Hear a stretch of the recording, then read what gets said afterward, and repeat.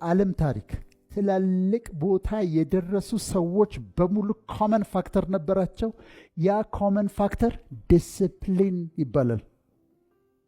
የሚተኙበት ሰዓት ፊክስድ ነው። 4 ሰዓት የሚተኙ ከሆነ 4 ሰዓት ይተኛሉ።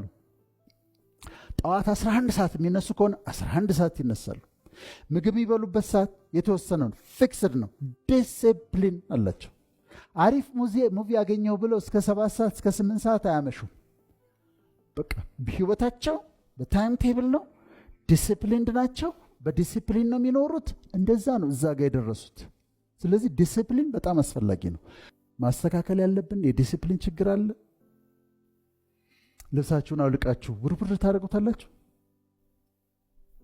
እዛ ጋር ካልሲው እዛ መጽሐፍ መደርደሪያ ላይ ከዛ ምናምኑ እዛ ጋር ልብስ ማስቀመጫችሁ ዛሬ ቢፈተሽ እንዴት ነው?